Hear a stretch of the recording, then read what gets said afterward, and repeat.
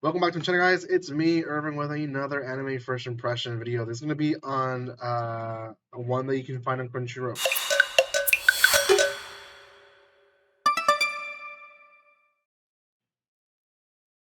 Welcome once again. This is on Kaina of the Great Snow Sea, and it's an interesting series. Man, it's a shame because I have so many that I'm reacting to already that I don't know if I can on this one, but this is definitely one that I would consider reacting to. It's odd in its own way, but essentially, um, it really brings to life the story in the way that they did. But before anything, guys, if you haven't done so by now, make sure you subscribe to my channel. Give some love by commenting, liking, and sharing. If you haven't done so by now, then you guys can subscribe to my channel and follow me on social media and other stuff there. So I believe this one aired on Wednesday of last week. So one episode's out, time of recording. There'll probably be two by the time you guys watch this video. And I don't know, I might react to it or I might review it. I don't know.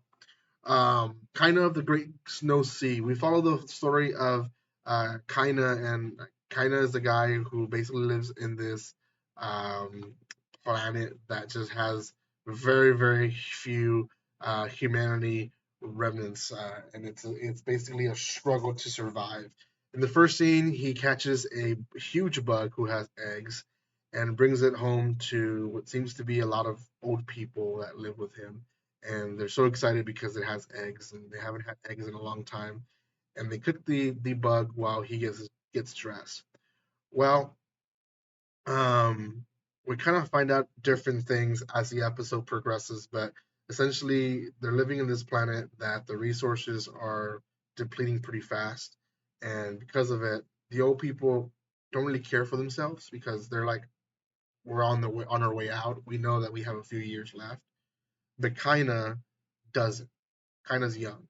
Kaina needs a future in his planet, right? And they're like, we don't know how to help him, but the planet is depleting and we don't know what to do. Well, Kaina suggests like, well, what's in the Snow Sea? What's beyond where we live? And they're like, there's no more villages. Everyone's dead. We're the only humans left. He does talk to a guy that tells him that he's the sign guy. He's like, I got this straight from someone that we found coming in from the snow sea, and we helped him, and he basically reads billboards and signs, and that's what he does. He brings them to life, and so kind of like, well, there's not evidence enough that there's other people out there. They're like, no, he actually was wondering uh, place to place because his own people had died. So they're still stuck in the same kind of like, is there more out there or not? Well, that's the first half of the episode. Second half is us seeing a girl who she's a princess and she has these soldiers with her, and they're riding strange creatures that look like horses through the snow, and the snow kind of works like water. And essentially, they're trying to capture this floating thing, which in my mind, I would imagine is like supplies that they need for their village.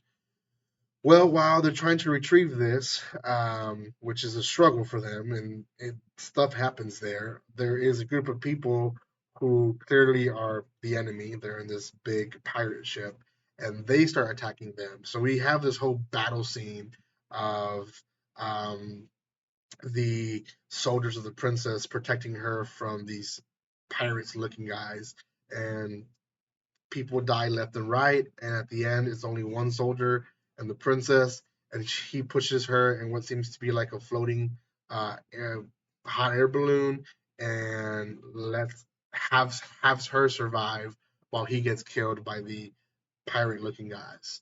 Well, she goes, wanders away, and obviously feels the loneliest person in the world. And at the same time, we see Kaina looking out the window where he's kind of living, and I think he notices a movement within the snow and realizes that there could be someone there. That's the whole episode. two sections. We meet Kaina and we meet the girl. It's really interesting, and I think the interesting part is the whole other world aspect of it, but also it not being so similar to other worlds. We get a lot of other world adventure series that are basically isekai series, and they're very similar. You have dungeons, you have all this stuff, but when you get stuff like this that is otherworld, but not the cookie cut stuff that we get, it just brings to life a new series that it makes you want to watch more and more, learn more of the story, learn more about the world, learn more about the characters themselves. How did they get there? Wait, they ended up there because our planet ourselves we ruined it, or is it a different planet? You have all these questions. So I personally liked it. I think it's not for everyone, but I do think if you're into suspense mystery type of animes, otherworld, and with a struggle of survival type of deal, I think this one's for you. So out of 10, I'm going to give this one a 7 out of 10. I think it has potential to be well known, and if it doesn't, I don't care. I'm probably gonna enjoy it. So, anyways, guys, thank you so much for watching this. If you have not done so by now, check out my other first impression videos.